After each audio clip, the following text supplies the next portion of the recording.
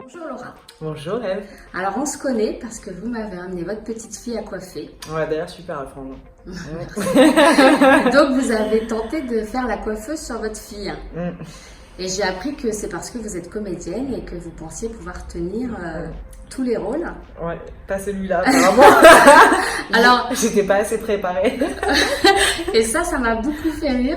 Et je me suis dit qu'on ferait une petite vidéo pour savoir sur quoi on travaillait un rôle de coiffeur. Et vous m'aviez dit qu'il y avait quelques ressorts. Et du coup... je vous ai dit que dans chaque métier, pour chaque métier, il y a des archétypes. Voilà, c'est ça qui m'intéressait. On va démonter les archétypes du métier de coiffeur parce que moi j'entends trop ça. Ouais, bah ouais. Alors dites-nous sur quoi vous travaillez, vous, quand vous travaillez un coiffeur. Alors, l'archétype du coiffeur, je pense que tout le monde a en tête. Et c'est pour ça que c'est bien, à mon avis, de casser les préjugés. C'est... alors, si c'est une coiffeuse, une femme, on va imaginer un personnage hyper féminin, surféminin. D'accord. Assez superficiel. Mais de toute façon, tous les métiers de l'esthétique en général. On va avoir un cliché de quelqu'un qui est superficiel parce que c'est l'image de l'esthétique. C'est aussi, je pense, des clichés qu'on a sur la femme en fait. Et c'est un métier qui est typiquement féminin, en tout cas dans l'imaginaire. Collectif. Alors, en plus. Ouais. Bah carrément. Et du coup, tout de suite, on va avoir une façon de se tenir, une façon de bouger les mains, les yeux, très féminin. Mais en fait, on fera facilement la coiffeuse, comme on fera l'esthéticienne avec des petites variantes, quoi. Voilà. D'accord.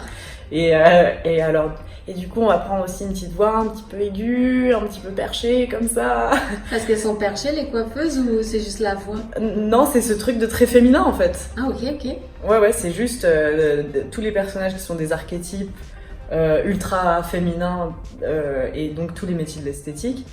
On va imaginer une femme ultra féminine, quoi. Et l'homme alors, l'homme coiffeur. Évidemment, l'homme coiffeur, on va caricaturer direct un homosexuel. Là, il n'y a jamais d'hétéro? Si, on pourrait le faire. Mais après, on peut construire des personnages pas clichés. D'accord. Et je parle des archétypes, là. C'est-à-dire que si vous dites à un acteur, une actrice très très vite de jouer un coiffeur, de jouer un archétype de coiffeur, il va aller là-dedans. Okay. Et c'est ça qui est intéressant quand on demande à un acteur, une actrice de jouer très vite un corps de métier. C'est qu'il va aller dans l'archétype. C'est là qu'on se rend compte de tous les préjugés qu'on a.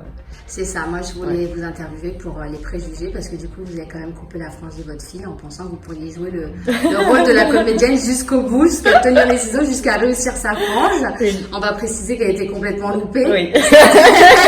C'était vraiment très difficile de rattraper quelque chose. Et je voulais amener en toute humilité par la suite. Mais en tous les cas, moi j'ai trouvé ça super, la démarche d'expliquer que le coiffeur, j'avais dit qu'on ferait une interview parce que c'est intéressant. Donc à suivre sur la chaîne YouTube, ça sera l'interview des vrais coiffeurs et coiffeuses. Loin des clichés, j'espère. Alors je pense qu'on va être assez loin.